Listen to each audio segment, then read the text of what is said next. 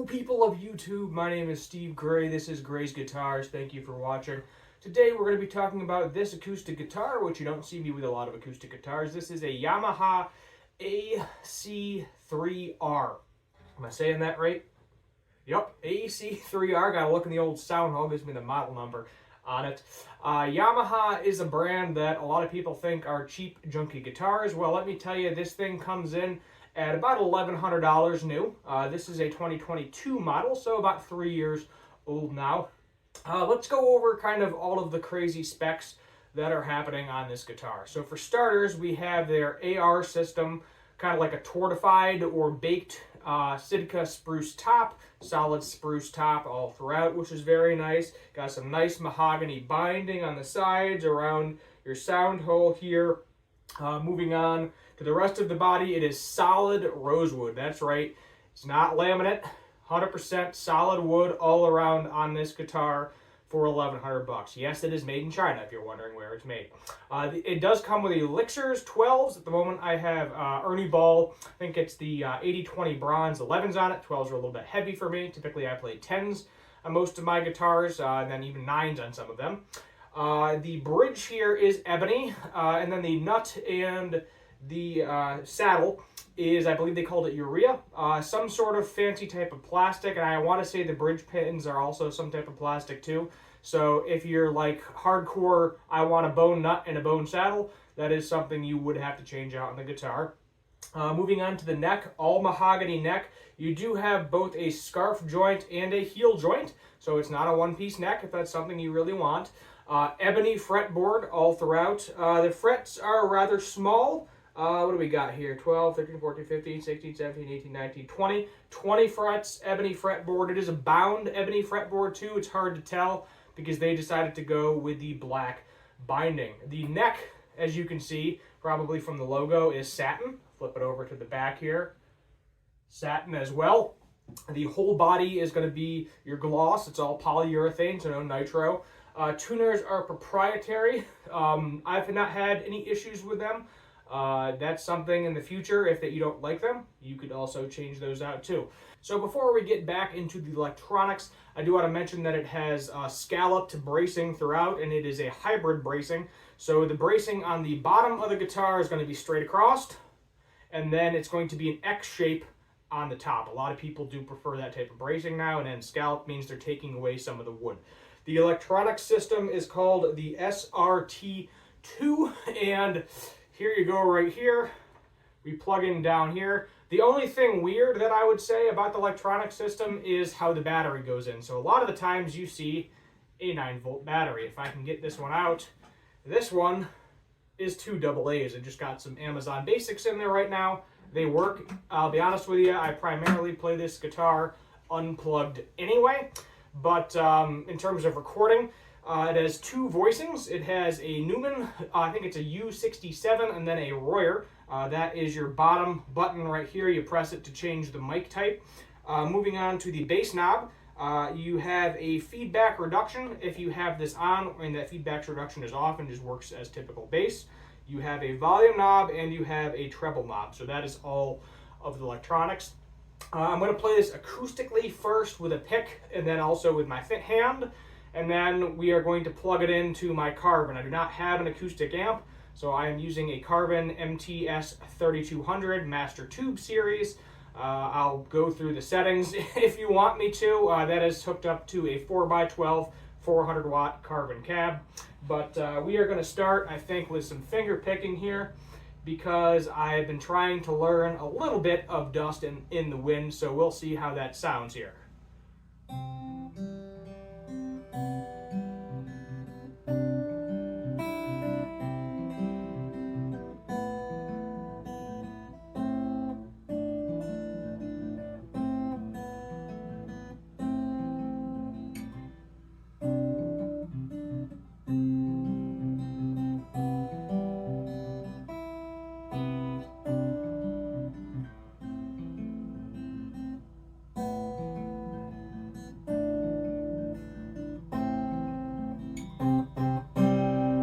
Yep, that needs more practice, but I'll just jam on some chords, finger picking here.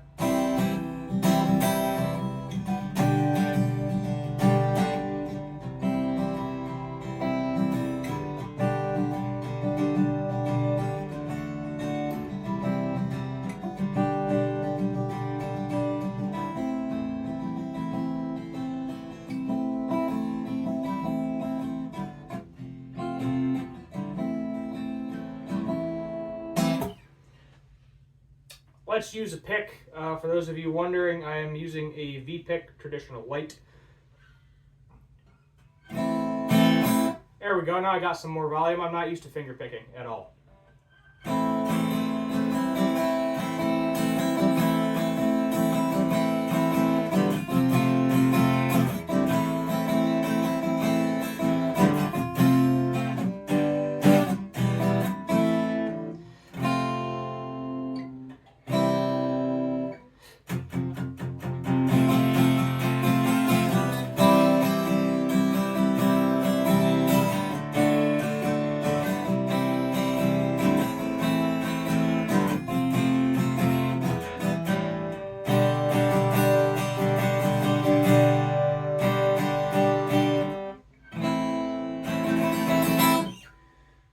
Alright, so that's enough of not being plugged in. Let's go ahead and get it plugged in. Alright, so for the sake of this demo, everything's going to be at 5. Treble, mid, bass is at 5. Volume on the actual guitar is a little bit lower, make it maybe 3. Treble and bass are at 5. And then the mic is right in the middle at 5. I got everything off right now. So mic 1, the Newman mic, and then we are not doing the feedback reduction. We'll do a little bit of finger picking again, and then I can play with some settings. We'll do mic 1, mic 2, feedback on, feedback off, or both, and then maybe I'll play with the settings a little bit too. But we're going to keep doing finger picking and attempting to do Dust in the Wind here.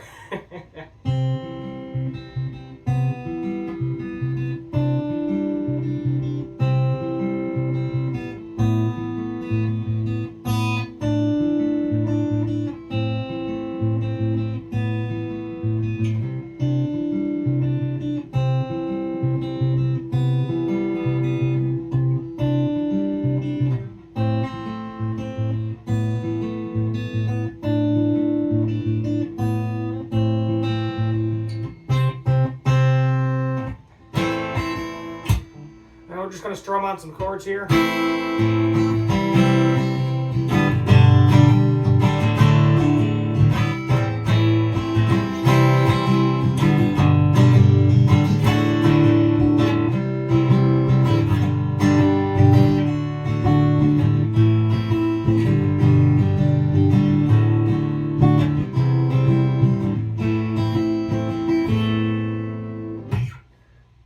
Now we're going to leave the settings the same and just use a guitar pick, same guitar pick we were using before.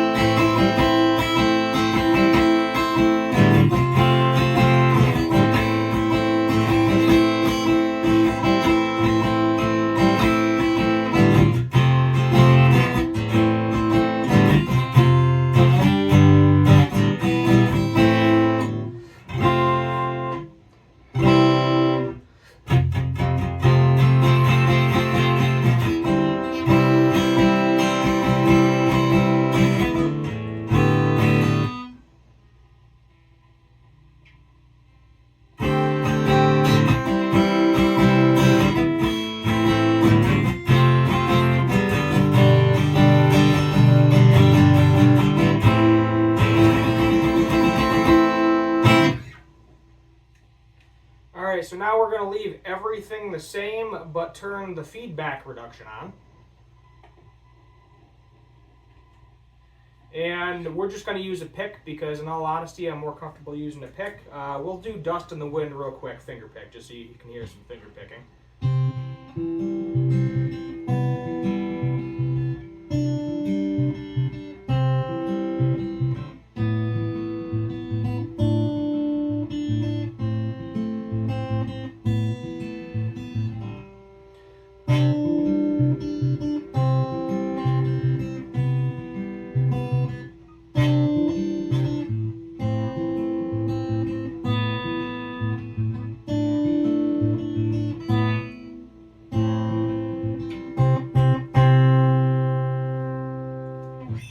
Alright, now I'll bring the pick back.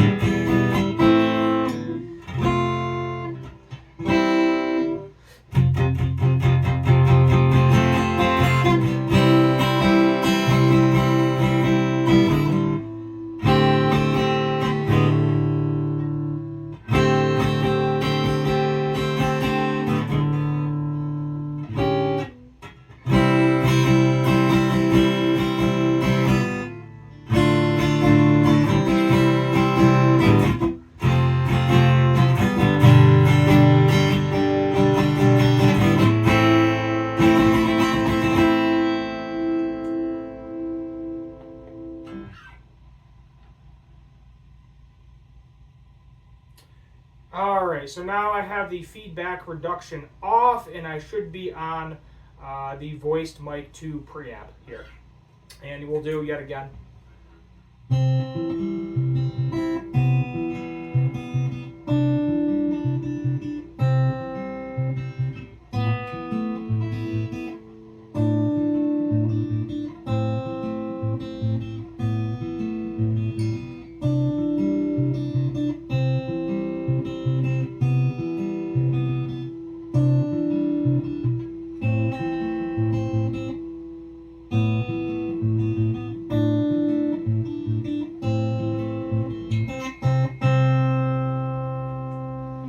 And then bringing the pick back out.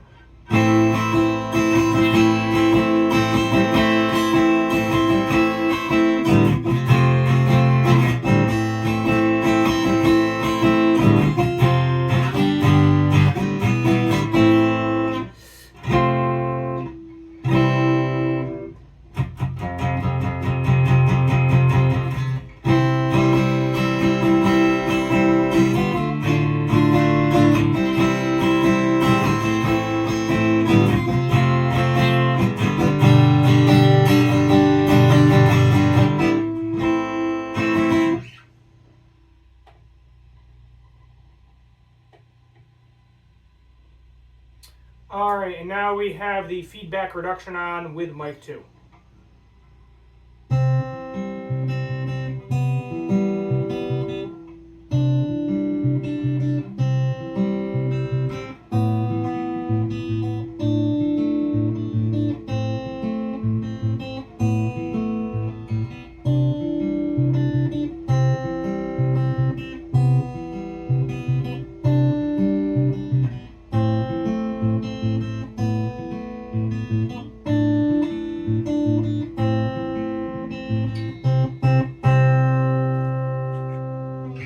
And then bringing the pick back out.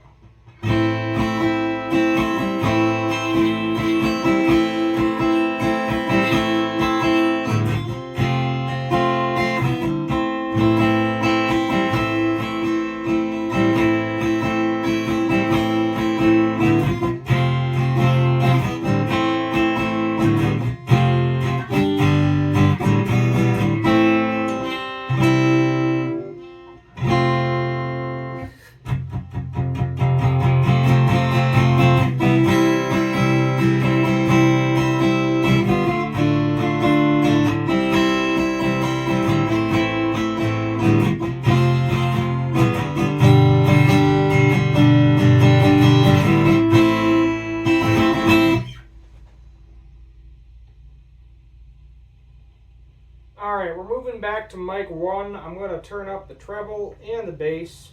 I'm actually going to turn them down a little bit. Put them in like about the 3 position.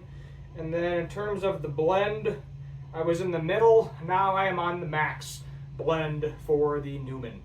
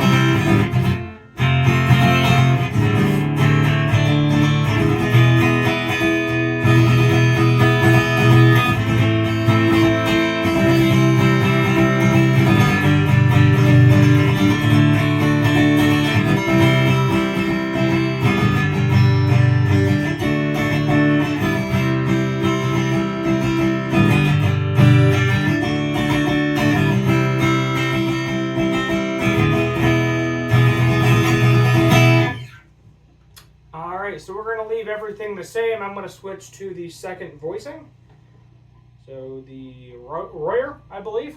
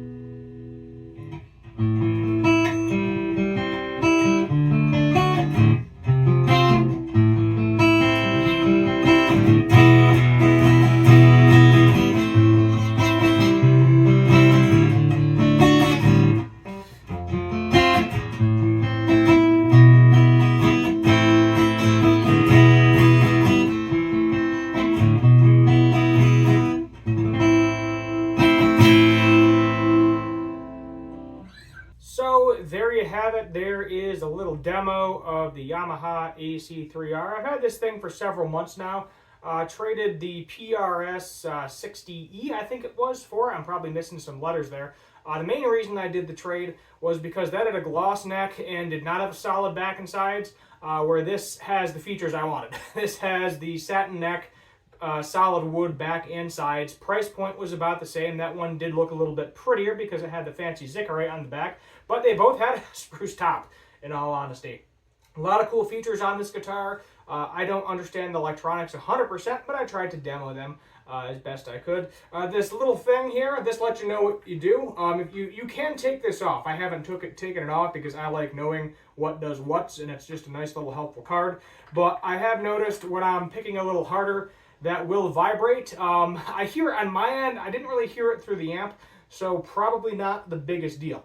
Another thing to know is this guitar comes with a very nice extra padded gig bag. It's kind of like one of those ones that's in between a hard shell case, I'll open it for you, and a gig bag, because you get those cheapy gig bags like I have right here that are super thin, and all they do is keep the dust off the guitar. This thing will protect your guitar. I would have no problem throwing this in the case, traveling with it to a gig or a friend's house or whatever, although for the most part this guy stays home because it is the most expensive acoustic I have personally ever owned. Now, in terms of specs, the only thing that might get purists annoyed is the fact that it's a polyurethane finish versus a nitrocellulose. The only way, in terms of a Martin USA guitar, the cheapest one that has these same exact specs, solid rosewood back and sides, the Sitka spruce top, all the different bracing, is a Martin D28, which will set you back, I believe, $4,500. So yes, Yamaha can do it for cheaper and better. And Yamaha, if you want to stick with Yamaha, they do have something, pretty much the exact same specs, but it's made in Japan with a nitrocellulose lacquer finish. I think those are in the $2,000 range, so essentially you're paying double the money for the same exact specs because it's made in Japan. China obviously has significantly cheaper labor, so you're going to be able to get this guitar for significantly cheaper. On the used market, you can probably pick one of these bad boys up for around $600. Maybe $700. $600 to $700, I would say. That's about what they're going for. Yamaha, unfortunately, is a brand that does not get the love it deserves. It gets a lot of love in Japan and the States, kind of hit or miss, because what we have when we see Yamaha most of the time is the cheapest of the cheap acoustic guitars, which they do make, and the super cheap Yamaha Pacificas, and they have higher end versions of both. So that is something to know. If you're okay with not getting a Gibson or a Martin or an Epiphone or a PRS, whatever, if you will. I'm just trying to think of all Taylor as well, trying to think of all the bigger name brand acoustic brands. Yamaha may be the place to go because solid wood all around, beautiful sounding guitar, feels good. You got to take care of it though. That's why I do a lot of those, humidifier short videos. This one does have that Music Nomad humidifier that I do keep in the case. It's out of the case right now, obviously, because I'm playing it, but I get very dry winters and then very humid summers. With the big humidity in the summer, you don't have to worry about it as much, but drying out and cracking, I really don't want that to happen on a $1,000 acoustic. Well, at this it's used, so I should say $700 acoustic, but same difference, especially if I want to keep it and play it for years to come, because I don't play a lot of acoustic. I don't have really any major plan getting another acoustic outside of maybe I'd like a Gibson Hummingbird at some point in time, just to say I have one. And my grandmother liked hummingbirds too. That's the main reason I want it. She has passed away a couple of years back. So that is why I kind of would like to play tribute to her as well. Or I could always get an Epiphone too. That is an option to save some money on it. But yeah, till next time, hit that subscribe button, turn on the notification bell, leave a like, share, a comment. I know you had to deal with some of my crappy playing, so sorry about that. Did not do any playing before I started the video, and I should have warmed up first. Hopefully it got a little bit better towards the end of the video. Thank you for watching yet again, and as always, have a good one.